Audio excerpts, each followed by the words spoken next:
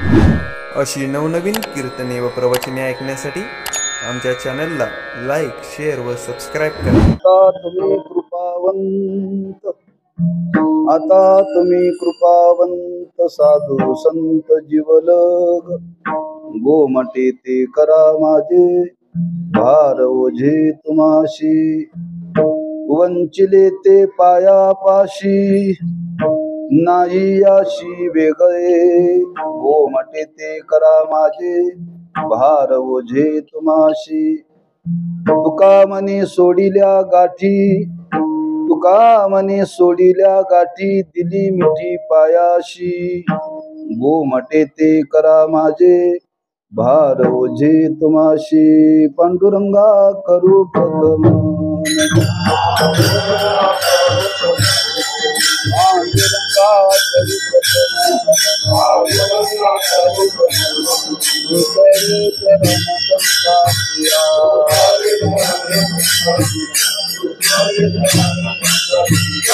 कृपा गाने कथेचा विस्तार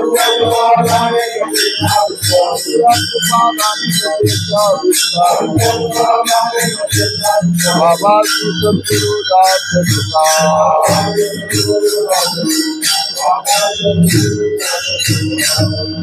नमो ज्ञानेश्वरा निवृत्ती उदारा सोपान देवा नम मुक्ताबाई त्रिभुवन पावन्याद्यत्र जननी देवाची नमो सद्गुरु तुकया ज्ञान दीपा नमो सद्गुरु सच्चिदानंद रूपा नमो सद्गुरु भक्त कल्याण मूर्ती नमो सद्गुरु भास्करा पूर्ण कीर्ती श्री संताची माथा चरणावरी साष्टांग करी दंडवत विश्रांती पावलो सांभाळा उत्तरी वाढले अंतरी प्रेम सुख आता तुम्ही कृपावंत साधू संत जीवलोग गोमटे ते करा माझे भार ओझे तुम्हाशी शिवे करता निवडलेला अभंग श्रीमंत जगद्गुरु श्री तुकोबारायांचा असून या अभंगातून जगद्गुरु श्री तुकोबाराय संत जीवनाशी नतमस्तक होत आहेत आणि नतमस्तक होऊन त्या संतांच्या चरणाजवळ आपल्या अंतःकरणातला भाव प्रगट करतायत. किंबहुना संतांचं वर्णन करणारा हा अभंग आहे. आजच्या सेवेचं प्रवृत्ती निमित्त हरिभक्तीपरायण आमचे बाबूरावजी कुंडे यांची पितृचरण त्यांच्या पुण्यतिथीच्या निमित्ताने आता हा सेवेचा योग आहे. आपल्या वैदिक धर्मामध्ये त्याला श्राद्ध कर्म म्हणतात आणि ते पुत्राने कर्तव्य बुद्धीनं केलं पाहिजे बरं का. कर्तव्य म्हणून केलं पाहिजे. कुठपर्यंत केलं पाहिजे? आपण हयात आहे तोपर्यंत बरं का. पण त्या कर्माचा संबंध आहे आमच्या तुमच्या जीवनामध्ये एकमेकाचा जो संबंध आला तो कर्मातून आलेला संबंध आहे. एकमेकाशी आपण बांधलोय बरं का कर्माने. तसं त्या मात्या पित्यांचा जीवनामध्ये संबंध आहे, बांधलोय, त्यालाच काय म्हणतात? ऋण आहे, ऋण. त्या ऋणाचं वर्णन करताना 3 प्रकारामध्ये ऋण सांगितलेलं आहे. एक देवाचं ऋण, एक ऋषींचं नाम संतांचं ऋण आणि जन्म देणाऱ्या मात्या पित्यांचं ऋण. हे मुख्य आहे. त्याच्या पोटामध्ये अनेक ऋणाचा विचार मांडलेला आहे. त्या ऋणातून उतराई होण्याचा प्रयत्न करावा, होता येत नाही बरं का. देवाचे ऋण असतील, ऋषीचे नाम संतांचे ऋण असतील, माता पित्यांचे ऋण असतील, त्या ऋणातून उतराई होता येत नाही, पण होण्याचा प्रामाणिक थोडासा प्रयत्न करावा. होता येत नाही म्हणून सोडून द्यावं असं नाही बरं का. थोडाफार प्रयत्न करावा. काय प्रयत्न करावा? त्या ऋणातून उतराई होण्याकरता त्यांच्या नावाने पिंडदान करावं.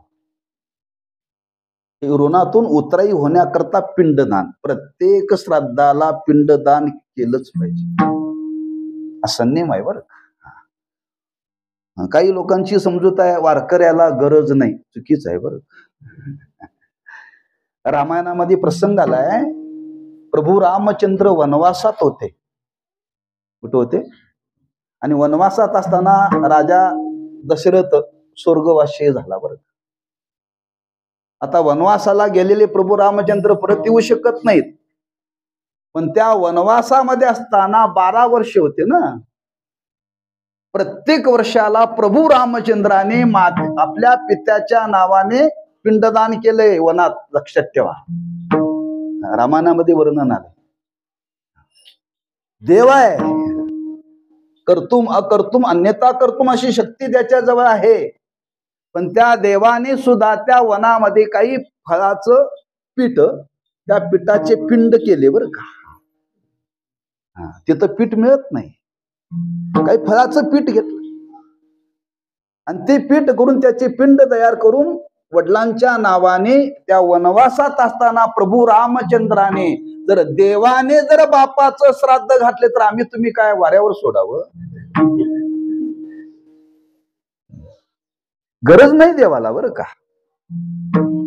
याचा अर्थ काय? कर्तव्य आहे, आणि ते कर्तव्य बुद्धीनं पिंडदान केलंच पाहिजे. त्याचा काय फायदा आहे का? कोणी म्हणेल फायदा आहे. एक पहिला विचार सांगितला, ऋण आहेत, त्या ऋणातून उतराई होण्याचा थोडासा प्रामाणिक प्रयत्न आहे. दुसरं त्याचं शास्त्रामध्ये वर्णन केले, त्यांच्या नावाने पिंडदान करणं म्हणजे कर्म आहे, आणि कर्म जर हे आपण निरपेक्ष भावनेनं त्यांच्या नावाने केलं तर आपल्याला ते अंतःकरण शुद्धीला उपयोगी पडत. अंतःकरण शुद्धीला उपयोगी पडतं कर्मवर का. म्हणून ते करावं, हा विधी आहे, आणि त्या विधीला अनुसरून आजचा हा विधी आहे बरं का. मग त्या निमित्ताने काय काय करावं? जशी आपली योग्यता असेल तशी करावं. एक पिंडदान करावं, त्यांच्या नावाने अन्नदान करावं, आणि आपल्या अंतःकरणामध्ये जर सात्विक शुद्ध श्रद्धा असेल तर त्यांच्या नावाने नामस्मरण भगवत चिंतन करावं बरं. त्यांच्या नावाने केलेलं आपल्याला पुण्य मिळणार आहे. त्यांच्या प्रित्यर्थ करायचं आहे, आपल्या करता नाही, पण त्यांच्या नावाने नामस्मरण, त्यांच्या नावाने अन्नदान करण्याने आपल्यालाही उपयोगी पडणार आहे. ते अंतःकरण शुद्धी करता, आणि त्यातला भाव मनी मानसी गुणाचा हा सेवेचा योग आहे. तेव्हा त्यांच्या निमित्ताने भगवत चिंतन कथा करण्याची सद्बुद्धी आमच्या या एकोंडे परिवाराला झाली, आणि त्यातून सेवा करण्याची संधी आपल्याला मिळाली बरं. त्यांच्या वडिलांच्या नावाने पुण्यस्मरण आहे, पण आपण त्याच्यामध्ये सहभागी होतोय, आपल्याला सुद्धा फायदा आहे बरं का. आपल्याला सुद्धा फायदा आहे. जसं व्यवहारामध्ये वर्णन केले, काही माणसं लग्ना करता येतात, आणि ती लग्ना करता येत असताना काही माणसं कशा करता येतात, कुठं याच्यातून आपल्या मुलाला सोरीक जुळते का, योगायोगाने पाहुणे एकत्र आलेले असतात ना. असं प्रत्येकाचं काय त्यातला भाव सांगितला. त्याच्यामध्ये काही एक वर्ग असतो, ते म्हणते आजच्या निमित्ताने कमीत कमी खायला तरी चांगलं मिळेल. तसं आपल्या जीवनामध्ये सुद्धा याच्यातून काहीतरी आपल्याला आज भगवंताची संतांची कथा श्रवण करण्याची संधी प्राप्त होते बरं का.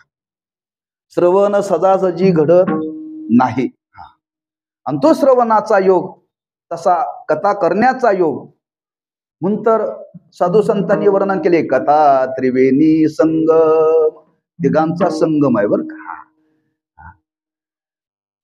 तो वक्त्याचा, श्रोत्याचा, टाळकऱ्याचा, तिथं देव भक्त नाम असं सांगितलेलं आहे बरं का.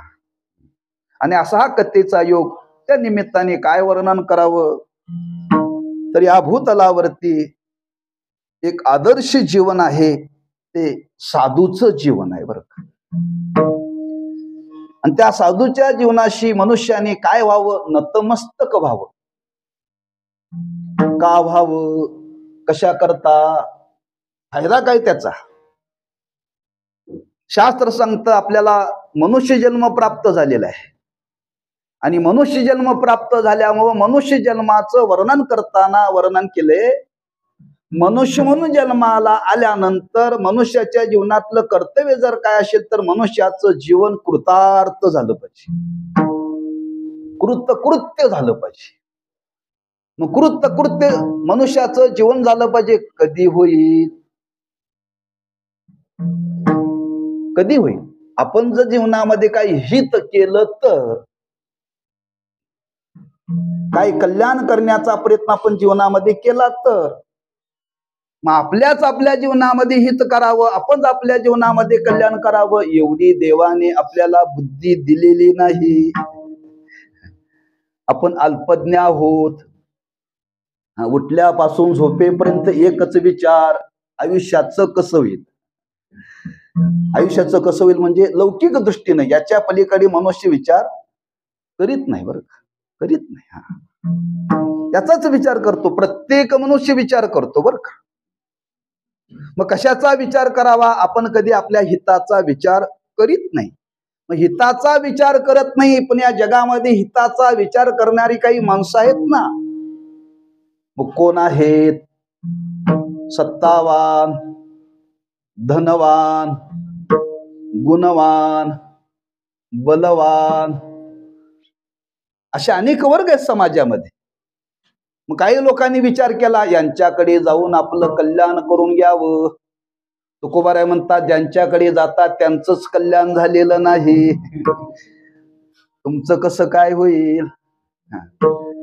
अशी जगामध्ये आज सत्तावान आहेत, गुणवान आहेत, धनवान आहेत, बलवान आहेत.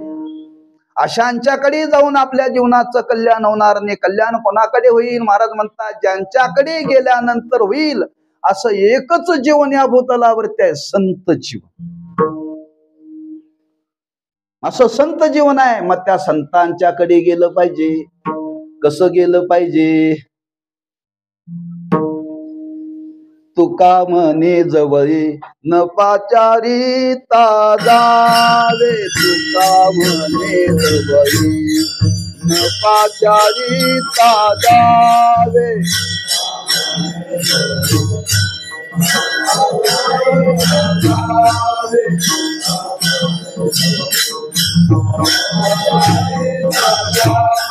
तुका म्हणे जवळी न पाचारिता जावे, तुका म्हणे जवळी न पाचारिता जावे.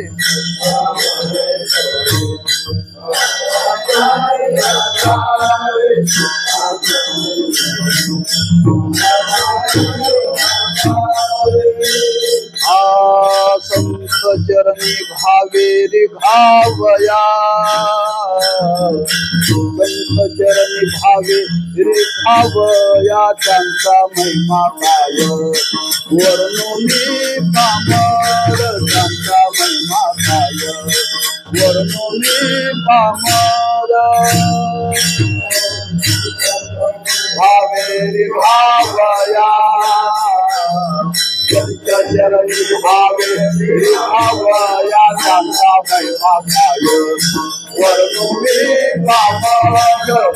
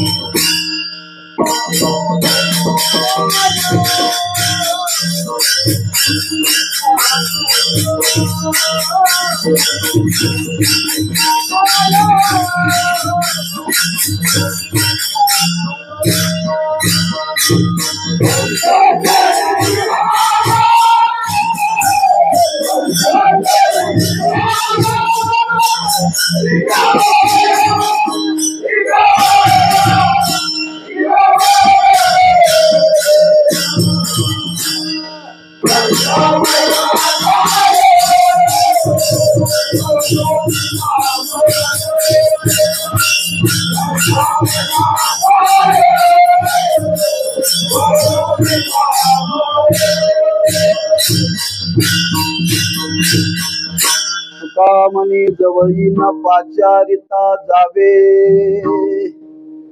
संत चरणी भावे रिघावया.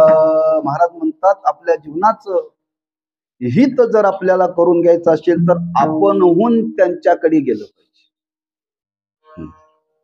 आणि कसं गेलं पाहिजे? भावे, आदरपूर्वक त्या संतांच्याकडे गेलं पाहिजे बरं का.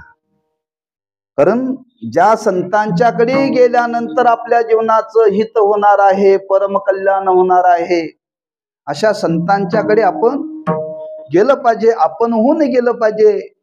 कुणी जा म्हटल्यानंतर जावं हे विशेष नाही, आपणच आपल्या जीवनाचा विचार करावा आणि आपण त्यांच्याकडे जावं. डॉक्टरकडे आपणहून जातो का लोक जा म्हटल्यानंतर जातो? आपण होऊन जातो. काही क्वचित लोक आहेत त्याला फार आग्रह करावं लागतंय जा जा म्हणून.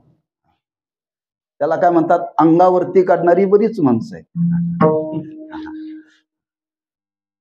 डॉक्टरकडे आपण होऊन जावं, तसं आपण होऊन त्या संतांच्याकडे जावं.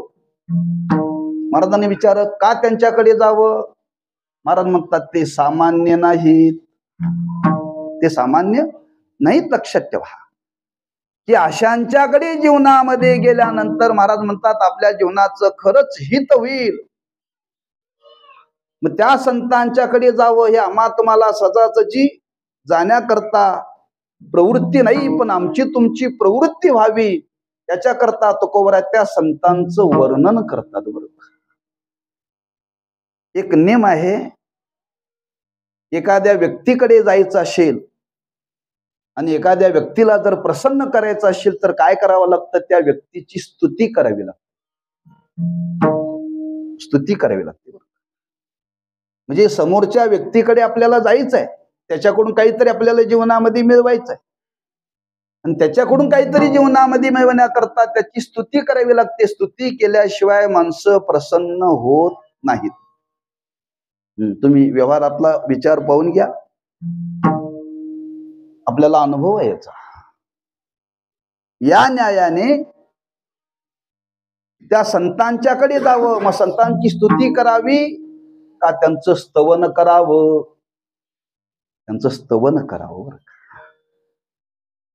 एक स्तवन देवाचं आणि एक स्तवन संतांचं. बरं का, त्या स्तवन करण्याने ते संत प्रसन्न होतात.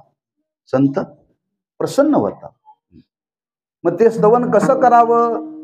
त्यांच्या वास्तव स्वरूपाला धरून करावं का कृत्रिमतेला धरून करावं? वास्तव स्वरूपाला धरून करावं. बरं, व्यवहारामध्ये जी स्तुती केली जाते ती वास्तवाला धरून केली जात नाही. ती वास्तवाला धरून केली जात नाही. नसलेले शब्द त्यांच्याकरता मोठे वापरले जातात. बरं, वापरले जातात. महाराज म्हणतात संतांच्या बाबतीत असं करण्याची गरज नाही का? संतांचं जीवनच या भूतलावरती एवढं श्रेष्ठ आहे. ती स्तुती करण्याकरता, स्तवन करण्याकरता आपल्याकडे शब्द नाहीत. मग आपल्याकडे शब्द नाही, तुकोबाराय म्हणतात मी सांगतो त्यांचं स्तवन कसं करावं. त्यांचं स्तवन कसं करावं मी सांगतो. आपण त्यांचं वर्णन करू शकत नाही, आपला अधिकारच नाही. मग अशा संतांच्याकडे जावं ते स्तवन कसं करावं? तुकोबाराय म्हणतात मी माझ्या जीवनातला स्वानुभव तुमच्या डोळ्यासमोर ठेवतो. मी त्या संतांच्याकडे गेलो आणि त्या संतांच्याकडे गेल्यानंतर त्या संतांचं मी स्तवन केलं. कसं केलं त्याच्याकरता 3 विशेषण वापरली ती अभंगाच्या पहिल्या चरणात. आता तुम्ही कृपावंत, आता तुम्ही कृपावंत, आता कृपावंत,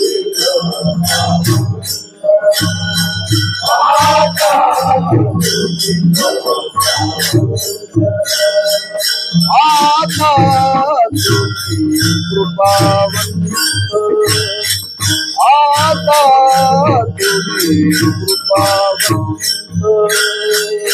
आता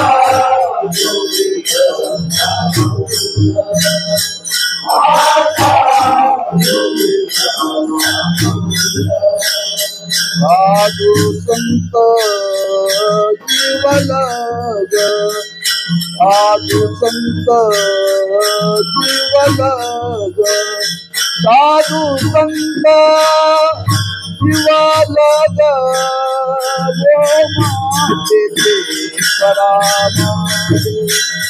गोमते करामादे,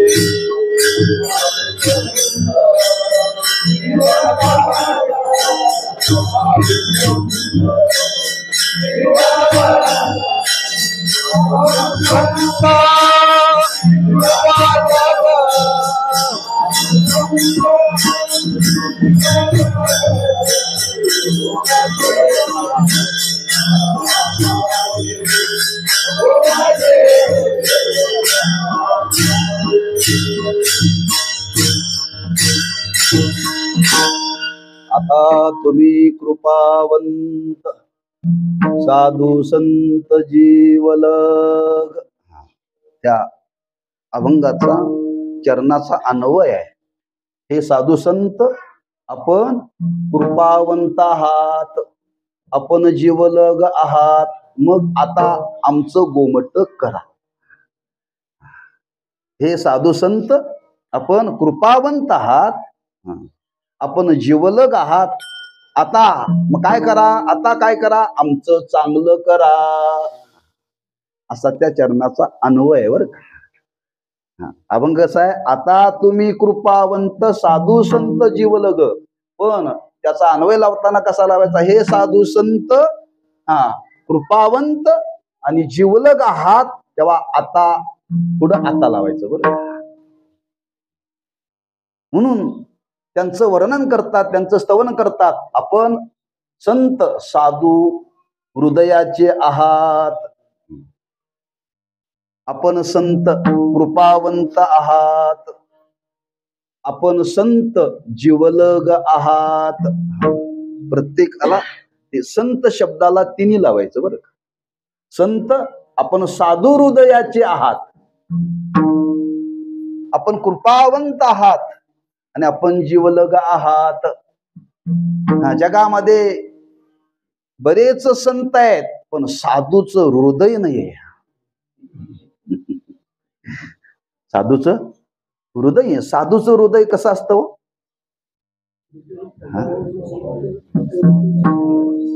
जे कारंजले गांजले, जे कारंजले गांजले, याची म्हणे जो आपुले, याची म्हणे जो आपुले, याची म्हणे जो आपुले, याची म्हणे जो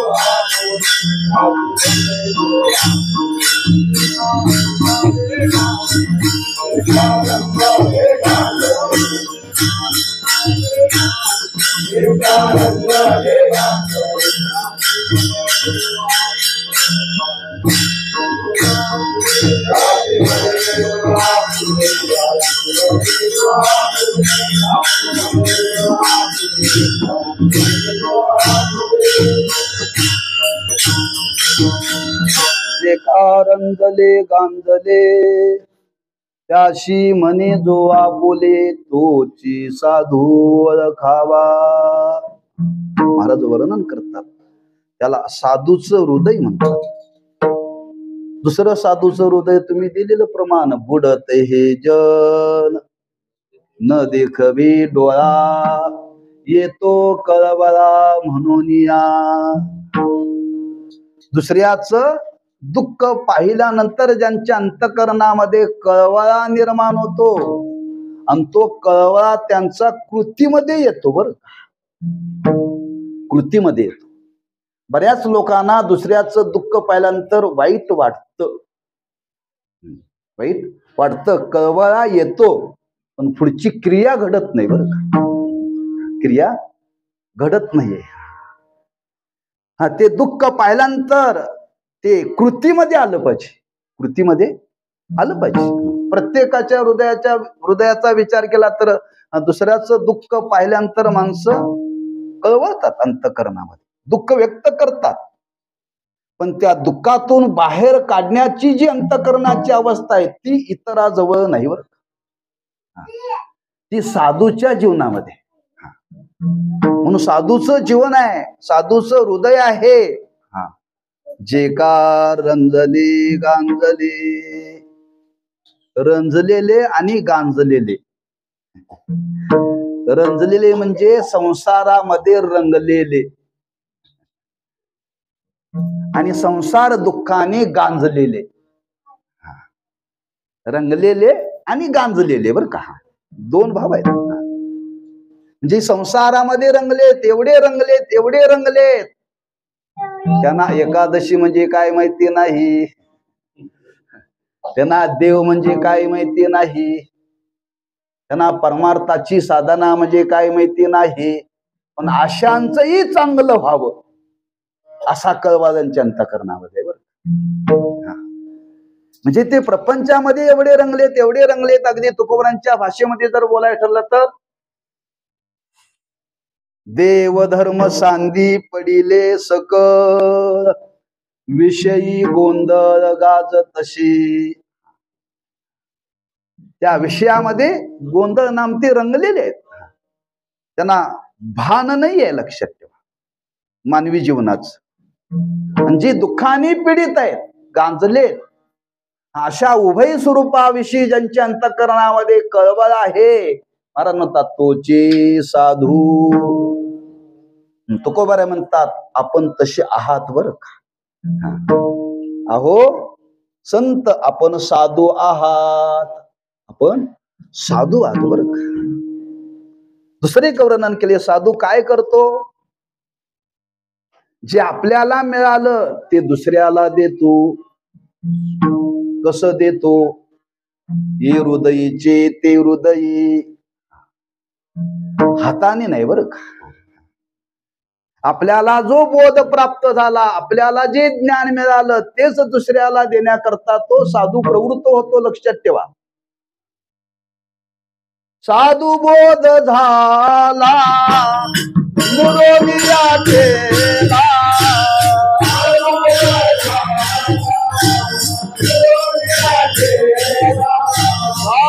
बोध झाला मुरलिया केला,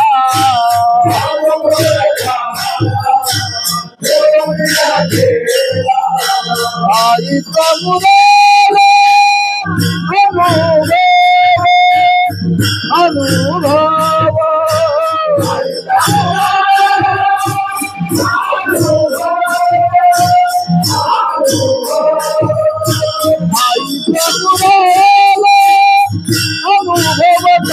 मुलाला अनुभव,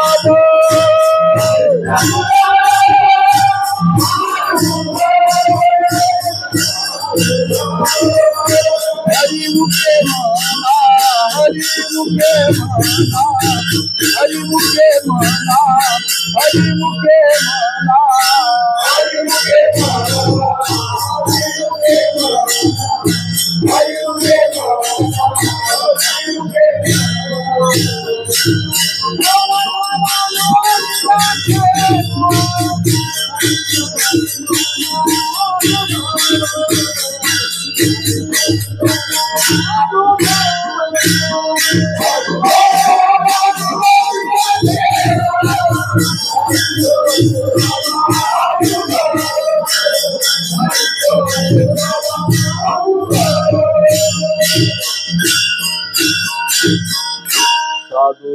बोध झाला नुरोनिया ठेला ठाईच मुराला अनुभव. शेवटी वर्णन केले ज्ञानोबांनी तिथं. ज्ञान देवा गोडी संगती सज्जनी हरी दिशे जनी वनी आत्मतत्वी.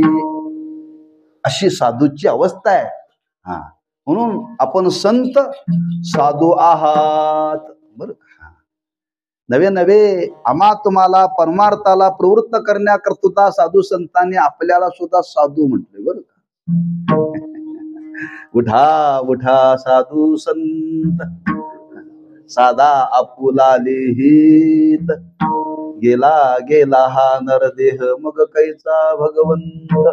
काय अंतकरणाची विशालता असेल, काय उदारता असेल, आपल्याकडे कशाचा पत्ता नाही तरी आपल्याला काय म्हणतात, साधू संत उठा आपलं हित करा. मग तिथं साधू शब्दाचा अर्थ या अर्थाने साधू नाही बरं का, लक्षात ठेवा. तर गोंधळ होईल. कारण साधा आपुला लिहित, आणि इथं वर्णन करतात ते जगाचं हित करण्याकरता आलेले आहेत ते साधू. म्हणून संत आपण साधू हृदयाचे आहात, त्यांचं स्तवन करतायत बरं का. आपण कसे आहात, साधू हृदयाचे आहात. त्याला व्यवहाराने काय म्हणतात, स्तुती, आणि परमार्थामध्ये काय म्हणतात, स्तवन. जसं ज्ञानोबांनी सद्गुरूंचं वर्णन केले, जय जय देव निर्मळ. कोणाचं वर्णन केले, सद्गुरूंचं वर्णन केले. आपण जय जय स्वरूप आहात, आपलं जीवन निर्मळ आहे बरं का, वर्णन केले. जागोजागी वर्णन केलेलं आहे बरं का. त्याच न्यायाने इथं तुकोबाराय वर्णन करतात. म्हणून पहिलं विशेषण वापरलं, आपण साधू आहात. हे संत आपण कृपावंत आहात. कृपावंत म्हणजे ज्यांच्याकडे कृपा करण्याची शक्ती विपुल आहे, अमर्याद आहे, त्याला म्हणतात कृपावंत. कृपाळू वेगळं आणि कृपावंत वेगळं बरं का. दोन्ही मध्ये थोडासा फरक आहे. इथं कृपावंत शब्द आहे. कृपा करण्याची शक्ती ज्यांच्या जीवनामध्ये विपुल आहे, अमर्याद आहे, त्या शक्तीचं वर्णन करता येत नाही. त्या शक्तीचं वर्णन करता येत नाही. किती आहे, महाराज म्हणतात, खरंच आपल्या कृपेची शक्ती जर पाहिली ना, चालविली जड भिंती. आपल्या कृपेनं जड भिंत चालली, सामान्य शक्ती आहे का? आपल्या कृपेमध्ये सामर्थ्य आहे. कृपा होता पशु बोले वेद. होता कृपा तुमची पशु बोले वेद. म्हणजे काय शक्ती आहे, म्हणजे जडाला प्रेरणा देण्याचं सामर्थ्य आपल्या कृपा शक्तीमध्ये आहे. पशुला प्रेरणा देण्याचं सामर्थ्य आपल्या कृपा शक्तीमध्ये आहे. तेव्हा आमच्या तुमच्या जीवनामध्ये तुमच्या कृपेने काय सामर्थ्य प्राप्त होणार नाही का, याची जाणीव करून देतात बरं. जर जडाला तुम्ही चालवलं, पशुला तुम्ही बोलवलं, आमच्यावर तुमची कृपा झाली तर काहीच अवघड नाही. असं सामर्थ्य आपल्या जवळ आहे बरं का. म्हणून जागोजागी वर्णन केले, तुम्ही संत माय बाप कृपावंत. संत माय बाप कृपावंत, कायमी पतित कीर्तिवान.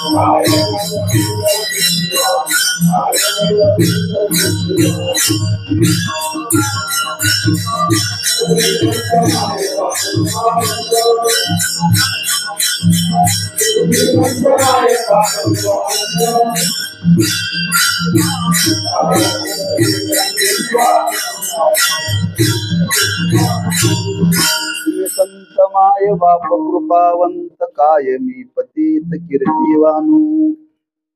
प्रमाणाच्या जर थोड्या डबल चाली म्हटल्या ना, भूक लागते चांगली, खूप चांगली लागते हो. आणि कसा मोकळा होतोय. मला सध्या ओरडायला परवानगी नाही आहे. हा, तेव्हा मी डबल प्रमाण तुमच्याकरते सोपवलंय बरं का. आपल्याला सोपवायची सवय नाही आहे. कारण परवा डोळ्याचं ऑपरेशन झालं, 20 दिवस झाले. त्यामध्ये एक जण मला जास्त ओरडू नका बरं का, पहिलंच कीर्तन आहे 20 दिवसानंतर. कारण 20 दिवस काय करायलाच मला नाही, चुकल्यासारखं वाटायला लागलं. तेव्हा बरोंचा फोन आला, बरं झालं म्हटलं.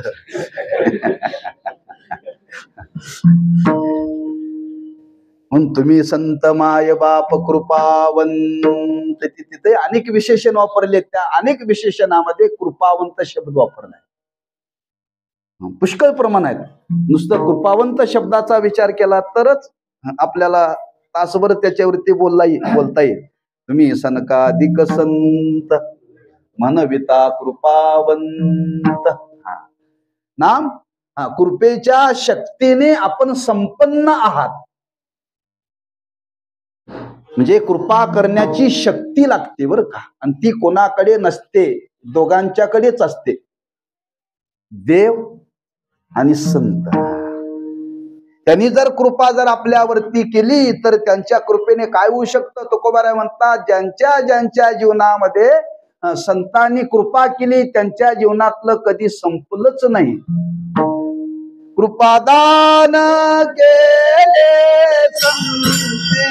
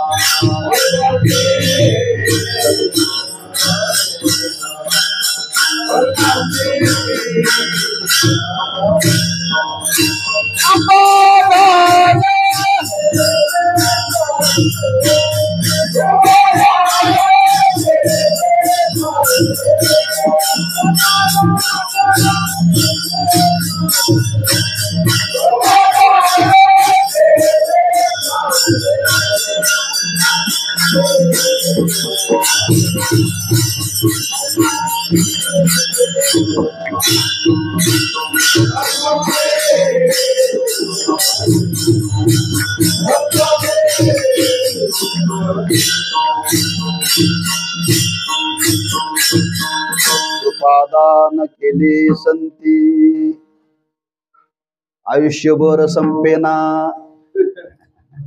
कल्पांती. कल्प म्हणजे कशाला कल्प म्हणतात. असे ह्या जगताचा प्रलय होतो. कधी प्रलय होतो. 5,000 वर्षांनी, 5,00,000 वर्षांनी एक कमीत कमी एक कल्प लागतो बरं का. कमीत कमी एक, त्याच्यामध्ये आणखी वाढ सांगितलं बरं का. कल्प म्हणजे जे संतांच्या कृपेने प्राप्त होतं, जोपर्यंत जगताचं अस्तित्व आहे तोपर्यंत ते संपणार नाही बरं का. एवढं सामर्थ्य ज्यांच्या कृपेमध्ये आहे, महाराज म्हणतात खरंच आपण संत कृपावंत आहात. आपल्या कृपेला सीमा नाहीये. अनंत स्वरूपाची आपली कृपा आहे. म्हणजे त्यांच्या कृपेविषयी असलेला भाव, त्या कृपेचं स्तवन महाराजांनी केलेलं आहे बरं का. म्हणून हे साधू संत, आपण साधू हृदयाचे आहात, आपण कृपावंत आहात. त्याचबरोबर आपण कसे आहात, जीवलग. आपण जीवलग आहात बरं का. जीवलग कोणाला म्हणतात, ज्याच्या अंतःकरणामध्ये कोणत्याही प्रकारचा स्वार्थ नाही, त्याला जीवलग म्हणतात. आपण जीवलग कोणाला म्हणतो, आपल्याला जे सांभाळतात त्याला जीवलग म्हणतो. पण तुकोबाराय म्हणतात ते जीवलग नाहीत. का नाहीत, जोवरी चरण गा तोवरी म्हणती माझा, मानितीला न थोर देह सुखाची आकाजा. पुढं आला बाबुल आजा कैसा विपरीत झाला, तोची देह नवे दुजा आता मज दृष्टी देई, पांडुरंगा माय बापा दृष्टी. तशी शक्ती देव ओळखण्याची तुकोबराय म्हणतात देवाला बरं का. ही समाजातली लोक आम्हाच्या तुमच्या सान्निध्यामध्ये राहणारी आपल्याला ती जीवलग वाटतात. तुकोबराय म्हणतात ती जीवलग नाहीत. कुठपर्यंत? जोवरी चरणगा तोवरी म्हणते माझा. जोपर्यंत स्वार्थ पूर्ण होतं तोपर्यंत माणसं त्याला माझं म्हणतात, त्याला जीवलग म्हणत नाहीत. त्याला जीवलग म्हणत नाहीत बरं का. ज्यांच्या अंतःकरणामध्ये कोणत्याही स्वरूपाचा स्वार्थ नाही बरं का, लक्षात ठेवा. म्हणून त्याचा एक विचार मांडलाय, मार्मिक मांडलेला आहे. संपूर्ण सामाजिक जीवनाचा विचार करा. आपल्याला बरेच लोक आपल्याला जवळचे वाटतात, आपल्याला जवळचे वाटतात, पण ते जवळचे कोणीच नाहीत बरं का. जवळचं आपल्या कोणीही नाही. कधी कळेल?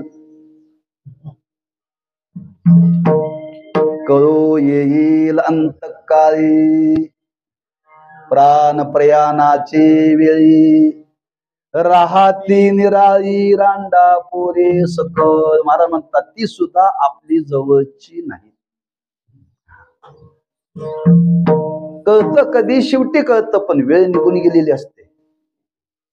वेळ निघून गेलेली असते, लक्षात ठेवा.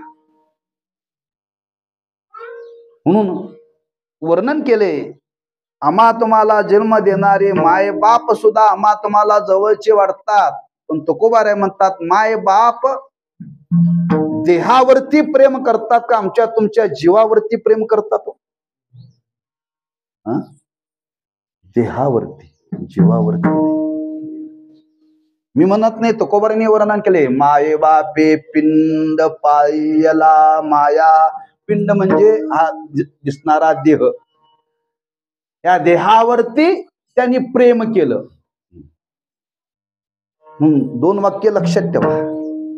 जे देहावरती प्रेम करतात ते मायबाप, आणि जीवावरती प्रेम करून जीवाचा जीवपणा घालवतात ते संत. बरं, फरक आहे दोन्हीमध्ये. म्हणजे व्यवहारामध्ये जे जे आमच्या तुमच्यावरती प्रेम करतात ते खरे प्रेम नाही, देहावरती प्रेम करतात बरं का. पण तुकोबाराय म्हणतात खरंच आपल्याला जीवावरती प्रेम करणारा जर कोण असेल तर त्याला जीवलग म्हणतात.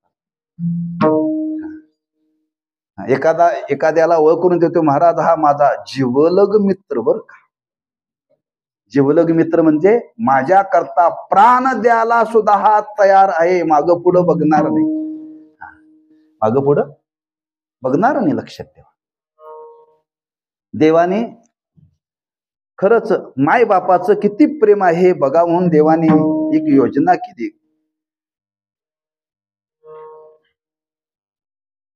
त्या बालक्रीडेतला प्रसंग आहे. गायी राखण्याच्या निमित्ताने देव वनामध्ये गेले, आणि वनामध्ये गेल्यानंतर अनेक प्रकारचे खेळ देवाने खेळले. खेळता खेळता देवाने एक चिंडूचा खेळ खेळला, आणि तो चिंडू खेळता खेळता देवाने तो चिंडू असा मारला की त्या यमुनेच्या तीरावरती एक झाड होत, आणि त्या झाडावरती वरती जाऊन तो अडकावा असा चिंडू मारला. आता चिंडू वरती गेला, खेळ थांबला, काढायचा कोणी? सगळे म्हणले कृष्णा आपण काय तिथं जाणार नाही का? आमचे घरचे वाट बघतायत. आम्ही तिथं गेलो आणि पाय जर घसरला आणि जर आम्ही यमुनेत पडलो तर बुडालोच, घरी जाणार नाही, घरचे चिंता करतील. देवाने विचार केला आपल्याला घरी कोणीच नाही, खरंच घरचे आपले आहेत काय बघावं, देवरची चढले आणि बरोबर त्या शेवटच्या फांदीवरती चेंडू काढायला तो चेंडू पडला बरोबर यमुनेच्या डोहात. डोहात पडल्याबरोबर देवाने त्या चेंडू बरोबर त्या डोहात उडी मारली. आता तो डोह म्हणजे सामान्य नव्हता. त्या डोहाची प्रसिद्धी होती. त्या डोहामध्ये कालिया नावाचा नागरात होता, जे त्या डोहात गेले आतापर्यंत परत कोणी आलेच नाहीत. ते त्याच्या पोटातच. सगळ्यांनी विचार केला आता हा कृष्ण त्याच्यामध्ये पडला म्हणजे कालियाच्या तोंडात जाणार, हा का आता परत येण्याची शक्यता नाही. म्हणून गोपाळ बाजू झाले, कोणी उडी मारायला तयार नाही. बातमी यशोदेला कळाली. यशोदा धावत आली त्या यमुनेच्या काठावरती म्हणाली, कुणीतरी काढा, कुणीतरी काढा, कुणीतरी काढा. देव म्हणाले तू काढ ना.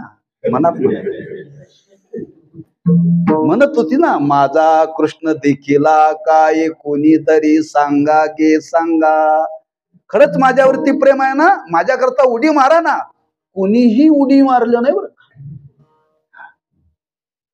तात्पर्य काय, आपण जीवलग कोणाला म्हणतो, आपल्या करता कोणी प्राण द्यायला तयार नाही. प्राण द्यायला तयार नाही बरं. अवघड आहे, लक्षात ठेवा. पण तुकोबारा म्हणतात त्या जगामध्ये असं एक जीवन आहे संतांचं, ते संपूर्ण विश्वाकरता जीवलग आहेत. विश्वाकरता जीवलग आहेत बरं का. त्या प्रत्येक जीवाला त्या संतांच्या विषयी अंतःकरणामध्ये एवढं प्रेम आहे, एवढं प्रेम आहे.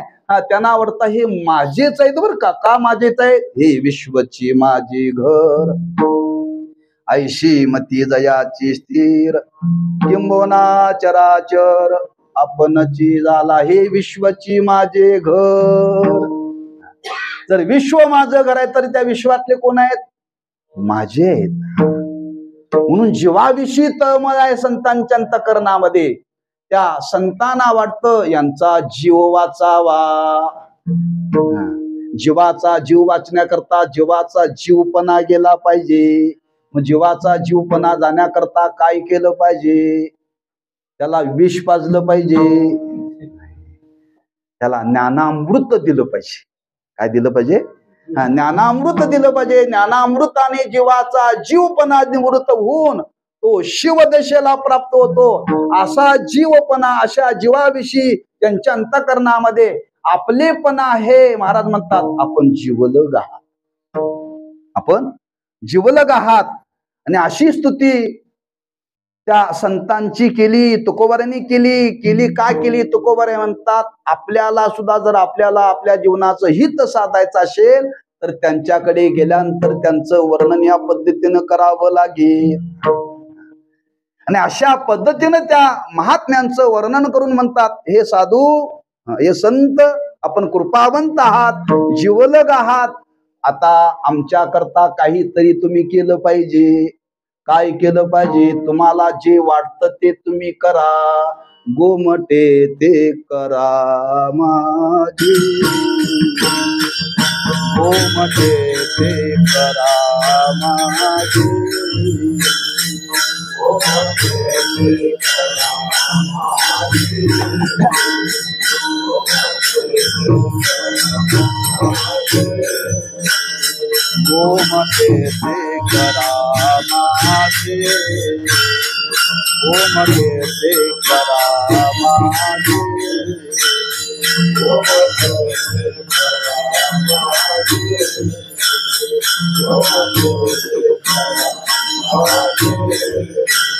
भार ओझे तू माझी, भार ओझे तू माझी, गोमटे ते करा माझे,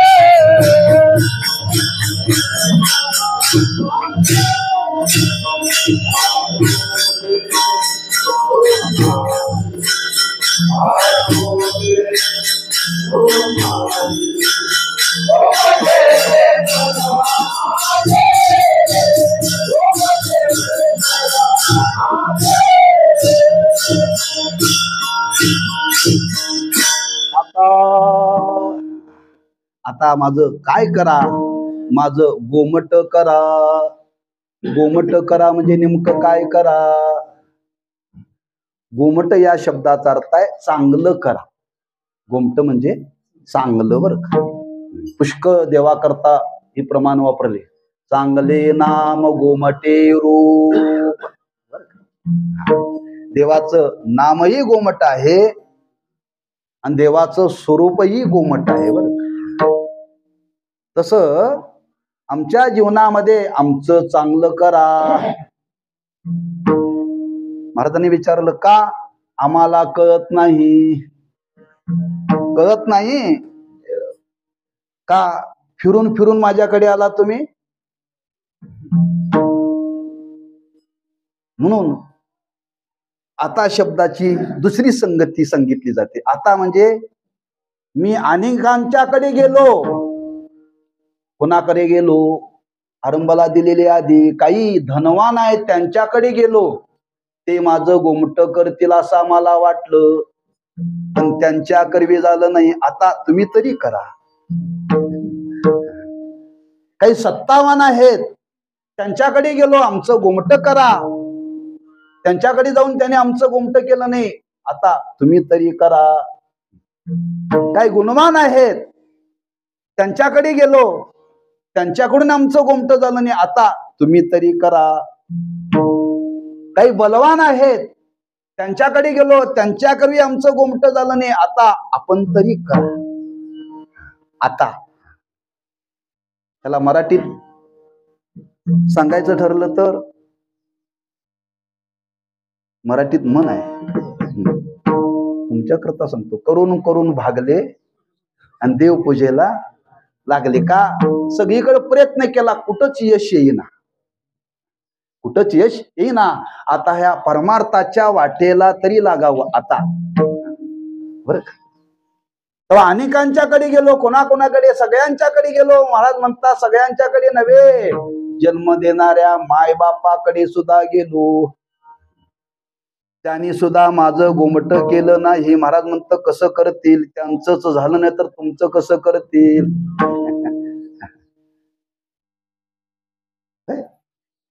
हित नाही ठावे जननी जनका. हित नाही ठावे जननी जनका. आईला लौकिकाच्या रती.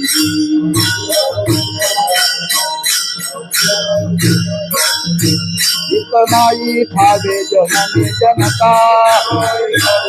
हित नाही ठावे जननी जनका.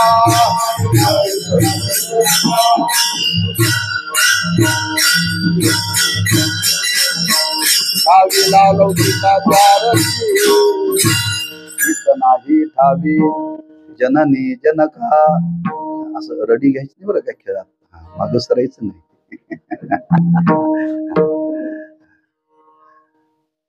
एकदा दोन शिष्य गुरूंची सेवा करत होते. आणि गुरूंची सेवा करत असताना एक श्रीमंत ग्रस्त आमंत्रण देण्याकरता आले. महाराज आमच्याकडे आमच्या वडिलांचं वर्ष श्राद्ध आहे, तुमच्या विद्यार्थ्याला पाठवून द्या. हा. एकाला विचारलं का रे तू जातो का? ते म्हणला महाराज पाय कसे सोडू? मी तुमची सेवा करतोय, पाय कसं काय सोडणार म्हणाला. दुसरा म्हणला महाराज तुमची आज्ञा कशी मोडू? तो पण पाय दाबत होता. पण तुम्ही आता जा म्हणत असाल तर तुमची आज्ञा कशी मोडू? जातो म्हटला. पाय सोडून गेला बरं का. पण एक म्हटला हा मी सेवेमध्ये आहे, मी पाय सोडणार नाही बरं का. असं चालत नाही बरं का कीर्तनात. ओझ उचलायचं काम आलं की म्हणायचं आज्ञा कशी मोडू, बाजूला जायचं. असं नाही बरं का. खेळीमध्ये कीर्तन करायचं असं एकमेकांनी एकमेकाला मदत करावी लागते बरं का. असो हित नाही ठावे जननी जनका. महाराज म्हणतात मी अनेकांच्याकडे गेलो, अनेकांच्याकडे जाऊन माझं आतापर्यंत कोणीच चांगलं केलं नाही. कोणी चांगलं केलं नाही. बरं कोणी चांगलं केलं नाही ठीक आहे, पण चांगलं कशात आहे महाराज हे आम्हाला माहितीच नाही. चांगलं केलं नाही ही गोष्ट बाजूला ठेवा, पण चांगलं कशात आपल्याला माहिती आहे का? कोणाला आपापल्या परीने वाटतंय, कोणाला म्हणते निवडून आलो तर चांगलं होईल, कोणाला वाटतं व्यापार चांगला झाला तर चांगलं होईल, पैसे मिळवले तर चांगलं होईल, कोणाला वाटतं शेती केलं तर चांगलं होईल. आम्ही आमच्या आमच्या परीने आमच्या आमच्या पद्धतीने आमच्या मतीने आम्ही प्रयत्न केला, पण आमच्या परीने आम्ही प्रयत्न करून आतापर्यंत महाराज आमचं चांगलं झालं नाही. कोणी चांगलं केलं नाही, आमच्या करवी चांगलं झालं नाही, आणि कशात चांगलं होते आम्हाला माहिती नाही, पण आपल्याला मात्र नक्की माहिती आहे. मग आपल्याला नक्की माहिती असल्यामुळं आम्ही ठरवलंय आता ते चांगलं करण्याचं काम आहे ना ते तुमच्यावरती आम्ही सोपलंय. भार ओझे तुम्हाशी तुका म्हणे माझे तुम्हा संतावरी ओझे ऐशी कवयाची गाठी ऐशी कवयाची गाठी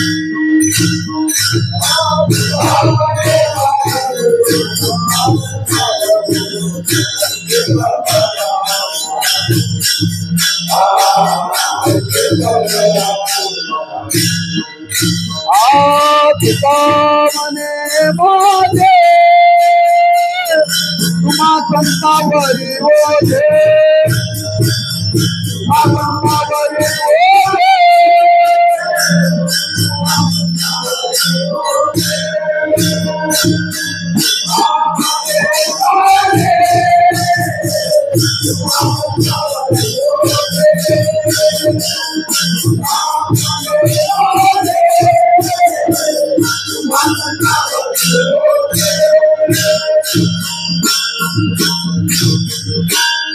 म्हणे माझे तुम्हा संतावरी ओझे गोमटे ते करा माझे भार ओझे तुम्हाशी. चांगलं करण्याचं जे काम आहे ती जबाबदारी महाराज म्हणतात तुमच्यावरती, हे ओझ मी तुमच्यावरती टाकतोय बरं. मी प्रयत्न केला, अनेकांच्याकडे गेलो, पण आतापर्यंत कोणी माझं चांगलं केलं नाही. मी माझ्या परीने माझ्या जीवनामध्ये प्रयत्न केला तरी माझं चांगलं झालं नाही. तेव्हा मी विचार केला चांगलं कशात आहे समाजालाही कळालं नाही, आम्हालाही कळालं नाही, पण तुम्हाला मात्र हे कळालेलं आहे, हे तुम्हाला कळालेलं आहे. आणि माझं कशामध्ये चांगलं आहे ते तुम्ही ठरवा, आता मी ठरवणार नाही.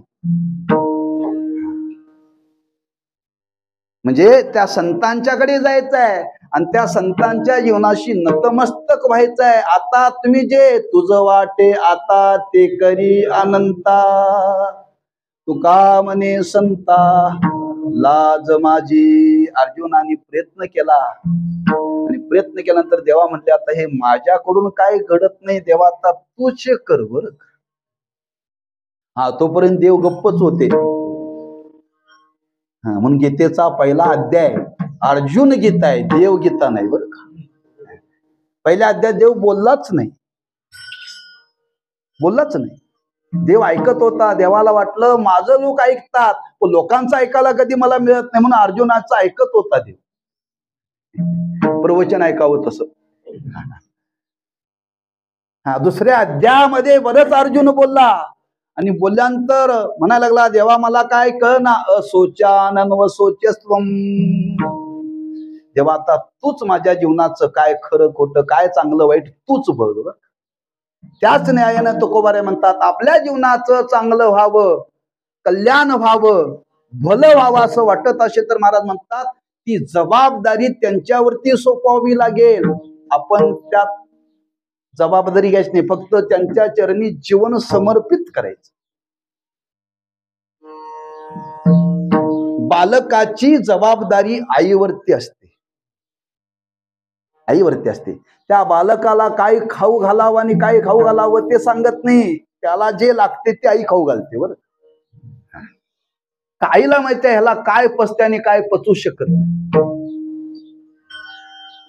विद्यार्थ्याची जबाबदारी शिक्षकावरती आहे, याची बुद्धी काय आहे, हा खरंच 90% पास होईल का? होत नसेल तर याला ट्युशन लावावं लागेल. हा, शिक्षकांनी ठरवावं लागतं, त्याच्यावरती सोपवावं लागतं. हा, भक्ताचं भलं होण्याकरता भक्ताने देवावरती सोपवावं, शिष्याचं भलं होण्याकरता शिष्याने गुरुवरती सोपवावं, आणि आमचं तुमचं भलं होण्याकरता कोणावरती सोपवावं? संतांच्या वरती सोपवावं. का साधुहू दीनवत्सलाह असं भागवतामध्ये वर्णन केले. त्या जनाचं हित करणारे, हित जाणणारे ते संत आहे. तेव्हा आपलं हित कशात आहे, आपलं चांगलं कशात आहे हे आम्हाला कळालेलं नाहीये. तेव्हा आम्ही तुमच्या चरणाकडे आलेलो आहोत. तुमचं जीवन आम्ही पाहिलं, आणि जीवन पाहिल्यानंतर तुमच्या चरणाशी आम्ही नतमस्तक झालोय. नतमस्तक नाही, आमच्या अंतकरणामध्ये तुमच्याविषयी विश्वास निर्माण झालाय. आता तुमच्याशिवाय आमचं कोणीही हित करू शकणार, त्याची माझे हित करीती सकळ, त्याची माझे हित करीती सकळ,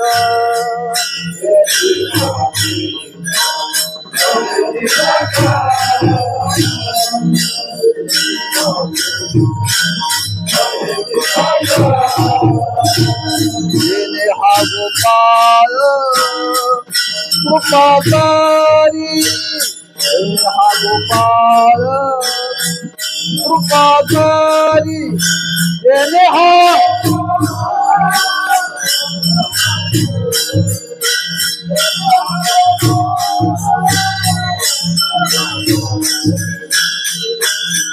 माझे करीते सकळ,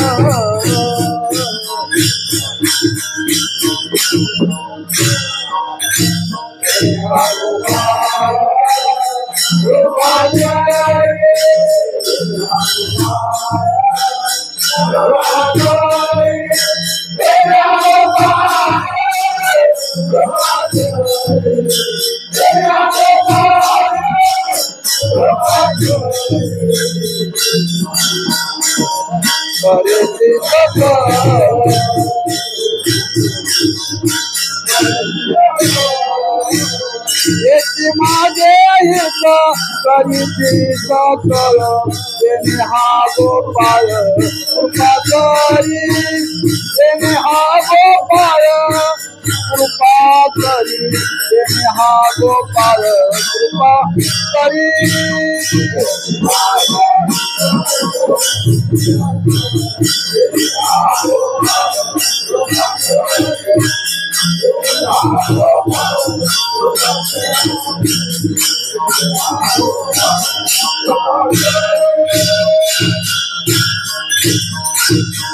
त्याची माझे हित करीती सकळ, गोमटे ते करा माझे.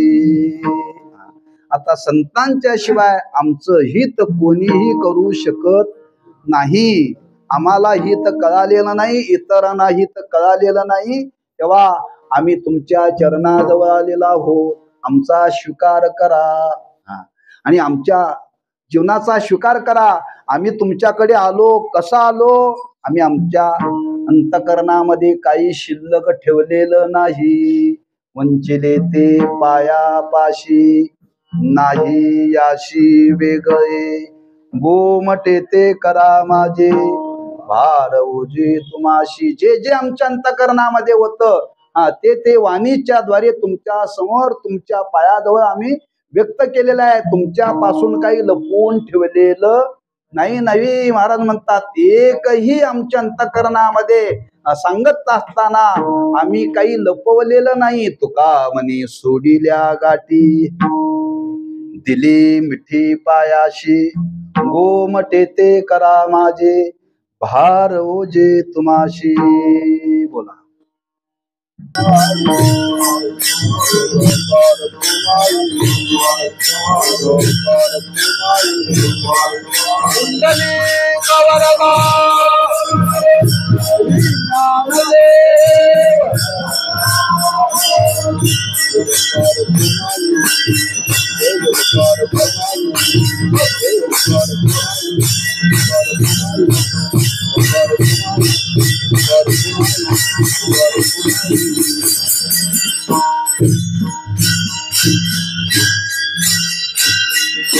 गोमते ते करा माझे भार ओझे तुमाशी.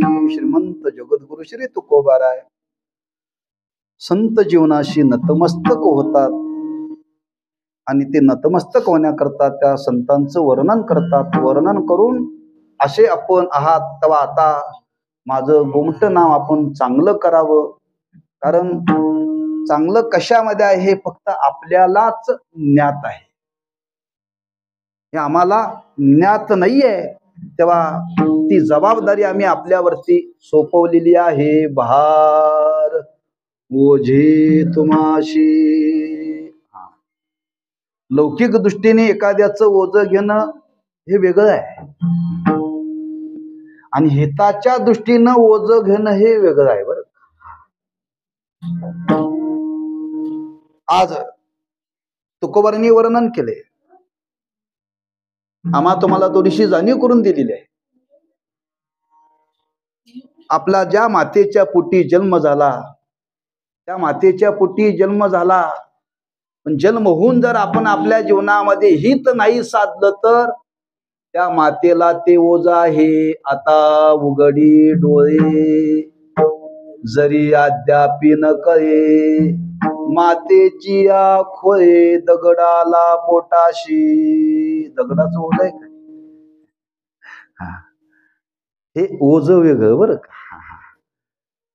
म्हणजे शरीराच्या दृष्टीने जर आपल्या जीवनाचं हित नाही झालं, आपण जे जीवनामध्ये करायला पाहिजे ते नाही केलं तर नसलेलं ओझं त्या मातेनं वाहिलं. बरं का.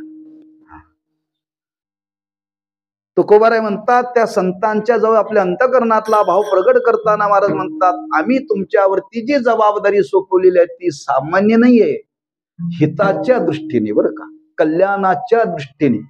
मानवी जीवनाचं कल्याण जाणणाऱ्या या जगतामध्ये संत आहेत आणि ते संतच जीवाचं हित करू शकतात. म्हणून आम्ही सर्वस्व तुमच्या पायी आमचा अंतःकरणातला भाव समर्पित केलेला आहे. आणि तो कसा केलेला आहे? महाराज म्हणतात, आम्ही जे तुमच्या जवळ आज बोलून दाखवतो आमच्या वाणीचा वेच केलेला आहे, खर्च केलेला आहे. वंचिले ते पायापाशी, आपल्या पायाजवळ आणि आमच्या वाणीने वेच केलेला आहे. काय आमचं आहे ते आपण तुम्ही जाणा. त्याच्याकरता काय केलं महाराज म्हणतात, त्याच्याकरता काही सांगायचं शिल्लक ठेवलेलं नाही. नाही याशी वेगळे व्यवहारामध्ये वर्णन केले. बरं, काही ठिकाणी आपल्याला जर काही साधायचं असेल तर काही झाकून ठेवून चालत नाही. बरं, तुम्हाला जर डॉक्टरकडे गेला तर डॉक्टरकडे गेल्यानंतर काय होतं ते लपवू नये, लपवू नये. बरं का, सगळं काय होतं ते डॉक्टर विचारतो. डॉक्टरकडे आपण गेल्यानंतर डॉक्टर विचारतो तब्येत बिघडलेली आहे, काय होतंय, सगळं तो विचारून घेतोय. बरं का, काय नाही, पोट बिघडलंय. पोट बिघडलंय म्हणजे कुठं तरी पाण्यात बदल झालाय, कुठं जेवायला गेला होता का? नाही गेलो नव्हतो. खरं सांगा म्हणतोय डॉक्टर. बरं, खरं सांगा. आणि ते सगळं त्या डॉक्टर जवळ खरं सांगावं लागतं. जसं डॉक्टर जवळ काय लपवून चालत नाही, तसं आपल्या जीवनाचं हित व्हावं असं जर वाटत असेल तर जीवाने संतांच्या जवळ गेल्यानंतर काही झाकून ठेवू नये. आपलं अंतःकरण मोकळं करावं. अंतःकरणामध्ये काही झाकून ठेवण्याचा प्रयत्न करू नये. खरंच आपली अवस्था काय आहे, आपण कुठल्या अवस्थेमध्ये आहोत, आपल्याला नेमकं काय दुःख होतं, जे आपल्याला कळतं ते सर्व भाव त्या संतांच्या चरणाजवळ विदित करावेत, प्रगट करावेत. बरं का, काही झाकून ठेवू नये. नंतर ज्ञानोबांनी वर्णन केलंय, मग अपेक्षित जे आपुले ते अंतःकरण बोधले संकल्पा नये. आपल्याला जे अपेक्षित आहे ते त्यांच्याजवळ आपण जर व्यक्त केलं तर ते त्यांच्याकडे आपल्याला प्राप्त होईल. आपण जर ते व्यक्त नाही केलं तर आपलं भलं होणार नाही. मग संतांच्या जवळ गेल्यानंतर सांगावं, काय सांगावं? देवाचं भजन करावं असं सांगितलंय, पण देवाचं भजन करावं असं वाटतच नाही. कीर्तन ऐकावं असं वाटतच नाही. पंढरपूरला जावं असं वाटतच नाही. याच्याकरता जे जे आपल्या मनामध्ये आहे ते ते भाव त्यांच्याजवळ व्यक्त करावे, झाकून ठेवू नये. खरंच नामस्मरणाला मी बसतो, नामस्मरण करता करता करता मधीच काहीतरी आडवं येतं. म्हणजे जे विकल्प आहेत ते ते त्या संतांच्या चरणाजवळ वाणीने प्रगट करावं. तुकोबारे म्हणतात, मी आपल्या पायाजवळ आलो तेव्हा काय झाकून ठेवलेलं नाहीये. जे माझ्या अंतकरणामध्ये ते तुमच्या समोर मी व्यक्त केलेलं आहे. वंचिले ते पायापाशी नाही याशी वेगळे का, गोमटे ते करा माझे भार ओझे तुम्हाशी. मी निश्चय केलाय, तुमचे पाय आता सोडायचे नाहीत. तुमच्याकडे शरण्य भावाने मी आलेलो आहोत, नतमस्तक भावाने आम्ही तुमच्याकडे आलेलो आहे. तेव्हा आता ठरवलंय, काय ठरवलंय? येथून या नुठवू माथा, मरणा वाचुनी सर्वता. काही झालं तरी चालेल, आयुष्याचा शेवट झाला तरी चालेल, पण तुमचे पाय आता आम्ही सोडणार नाही. तेव्हा अशा भावनेने आम्ही तुमच्याकडे आलोय. तेव्हा आम्ही अंतःकरणामध्ये काही ठेवलेलं नाही, मोकळं केलेलं आहे. तेव्हा आमचं हित कशात आहे ते आपणच करा. ती हिताची जबाबदारी आम्ही तुमच्यावरती सोपवलेली आहे. गोमटे ते करा माझे भार ओझे तुम्हाशी. तुकोबार आहे त्या संतांच्या जवळ एक भाव प्रगट करतात. खरंच एक जीवाची अवस्था मनी मानशी घेऊन तुकोबारा व्यक्त करतात. बरेच लोक आतल्या गाठीचे असतात आणि त्या गाठी माणसं सोडत नाहीत. आणि जे आतल्या गाठीचे असतात त्यांचा उद्धार होत नाही, होत नाही. तेव्हा तुकोबाराय म्हणतात, आम्ही तुमच्याकडे येताना एकही गाठ शिल्लक ठेवलेली नाही. तुका म्हणे सोडिल्या गाठी, तुका म्हणे सोडिल्या गाठी,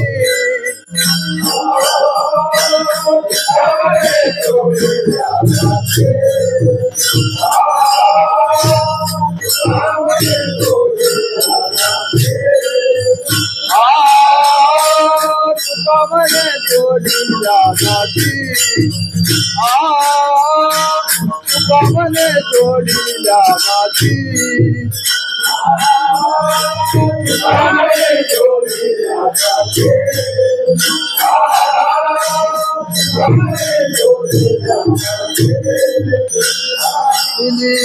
मिठी पायाशी, दिली मिठी पायाशी, दिली मिठी पायाशी,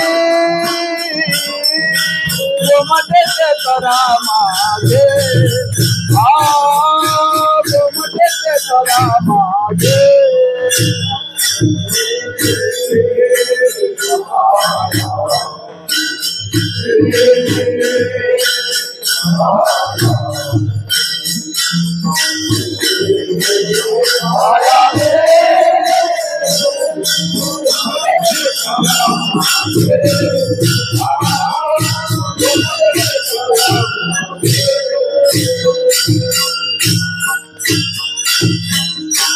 मनी सोडिल्या गाठी, दिली मिठी पायाशी. गाठी नाम संदेह. अनेक संदेह आपल्या अंतःकरणामध्ये आहेत. संदेहाच्या सुटल्या गाठी, झालो पोटी शीतळ. जे जे संदेह आहेत ते संदेह त्या संतांच्या जवळ व्यक्त करावेत, त्याला गाठ म्हटले बरं. म्हणून त्या गाठीच्या संबंधाने वर्णन केले बरं का. चंदन आहे चंदन, तो चंदन सगळ्याला सुगंध देतो, सगळ्याला सुगंध देतो, बोरीला बाबळीला सगळ्यांना देतो बरं का. मग त्या चंदनाकडे तक्रार केली एकाने, का हो तुम्ही सगळ्याला सुगंध देता पण तुमच्या शेजारी तो विळू भेट त्या विळवाला देत नाही, का देत नाही? त्या चंदनाने सांगितलं त्याच्याजवळ गाठी फार आहेत. इताला गाठ आहे बरं का, कुणाला? विळवाला. अशा गाठीची माणसं विळवासारखी आहेत बरं का जगात. अशांचा उद्धार होणं फार अवघड आहे. अशांचा उद्धार होणं फार अवघड आहे, पण अशांचाही उद्धार संत करतात बरं का. अशांचाही उद्धार संत करतात. तेव्हा महाराज म्हणतात, कोणतीच गाठ आमच्या अंतःकरणामध्ये ठेवली नाही ना, आमच्या अंतःकरणामध्ये आपल्याविषयी अविश्वास नाही, विश्वास आहे. खरंच आम्ही अशा भावनेनं आलोय, आमचं हित तुम्हीच करू शकता. संतांची पायी हा माझा विश्वास, सर्व भावे दास. आम्हाला आता शंका राहिलेली नाही बरं का, कुठली शंका नाही. खरंच आमचं हित करतील का नाही, आमचं बरं करतील का नाही, आम्हाला जवळ करतील का नाही, ना खरं सांगावं काय न सांगावं असा कुठलाच भाव आमच्या अंतःकरणामध्ये राहिलेला नाही. अशा सगळ्या गाठी, अशा सगळे संदेह आम्ही ते सोडलेत आणि आम्ही काय केलं? दिली मिठी पायाशी. आपल्या पायाला मिठी दिलेली आहे, आम्ही शरण्य भावाने आपल्याकडे आलेला आहे. तेव्हा आमची प्रार्थना आहे, आमचं काय करा? चांगलं करा, तुम्हीच करू शकता. गोमटे ते करा माझे भार ओझे तुम्हाशी, ज्ञानेश्वर माऊली ज्ञानराज माऊली तुकाराम. जय जय ज्ञानेश्वर माऊली ज्ञानराज माऊली तुकाराम. जय जय ज्ञानेश्वर माऊली ज्ञानराज माऊली तुकाराम. जय जय ज्ञानेश्वर माऊली ज्ञानराज माऊली तुकाराम. जय जय ज्ञानेश्वर माऊली ज्ञानराज माऊली तुकाराम.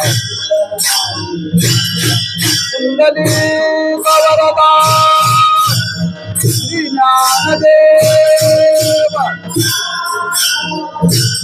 जय जय ज्ञानेश्वर माऊली ज्ञानराज माऊली तुकाराम. ज्ञानेश्वर माऊली ज्ञानराज माऊली तुकाराम.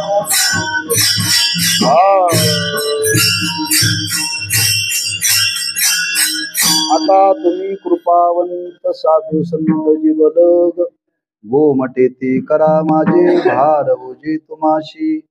वंचिले ते पायापाशी नाही अशी वेगळे, गोमटे ते करा माझे भार ओझे तुम्हाशी. तुका मनी सोडिल्या गाठी दिली मिठी पायाशी, गोमटे ते करा माझे भार ओझे तुम्हाशी. श्रीमंत जगद्गुरु श्री तुकोबाराय, आम्हा तुम्हाला जीवन जर सफल व्हावं असं वाटत असेल तर अशा संतांच्याकडे आपण गेलं पाहिजे आणि आपल्या अंतःकरणातला भाव त्या संतांच्या समोर व्यक्त केला पाहिजे. शरण्य भावाने त्यांच्याकडे आपण गेलं पाहिजे आणि शरण्य भावाने आपण जर त्यांच्याकडे जर गेलो, कोणीही जा, ते सर्वांना जवळ करतात का, ते जीवलगच आहे सर्वांचे. म्हणून अशा संतांच्याकडे जावं आणि त्या संतांच्याकडे एवढीच प्रार्थना करावी, आमचं चांगलं करा. कधी करा? 2024 संपेपर्यंत आम्ही हयात आहेत तोपर्यंत बरं का. याच जन्मामध्ये आम्हाला आमच्या हिताचा मार्ग दाखवा, आमचं हित करा. पुन्हा आमच्या वाट्याला दुःख येऊ नये. आता आले, आम्ही दुःख घेऊन आलोय, पण आता याच्यातून बाहेर कसं पडायचं ते आम्हाला तुम्हीच हे करू शकता आणि ते याच जन्मामध्ये घडावं. समजा या जन्मामध्ये नाही जरी घडलं तरी मार्ग तरी दाखवा, म्हणजे पुढचा जन्म तरी वाया जाणार नाही. तेव्हा आपण ते आमच्या जीवनामध्ये करावं. अशा शरण्य भावाने संतांच्याकडे आपण जर गेलो तर निश्चित आपल्या जीवनाचं परमहित होऊ शकतं. याची एक दिशा तुकोबरांनी अभंगातून तुम्हाला दाखवलेली आहे. या पद्धतीने आपलं जीवन संतांच्या चरणी शरण्य भावाने जावं आणि आपल्या जीवनाचं कल्याण करून घ्यावं. अशा संतांच्या चरणी ही सेवा रुजू करायची. ज्यांच्या निमित्ताने ही आपण सेवा करतो त्यांच्या चरणी ही सेवा रुजू करायची आहे. ते वडील आहेत, थोर पुरुषाच्या वडीलधाऱ्या मंडळींच्या चरणी समर्पित करावं आणि एवढंच मागावं, जे आपले ऋण आमच्या जीवनामध्ये आहेत ते ऋण आमच्या परिणामी निवृत्त करण्याचा, थोडा थोडा फेडण्याचा प्रयत्न करू. हे आयुष्य संपेल पण ऋण फिटणार नाहीत. पण त्या प्रयत्नामध्ये आपण राहावं. अशी सेवा आपल्या जीवनामध्ये उत्तर घडावी अशी त्यांच्या चरणी प्रार्थना करून शिवेला पूर्णविराम देऊ. पायाच्या प्रसादे काही बोलिलो विनोदे, मज क्षमा करणे संतीन व्यंगभूत युक्ती. नोहेया उपदेश तुमचे बडबडिलो शेष, तुमच्या कृपेचे पोसणे जन्मो जन्मी तुका म्हणे तुकाराम तुकाराम तुकाराम.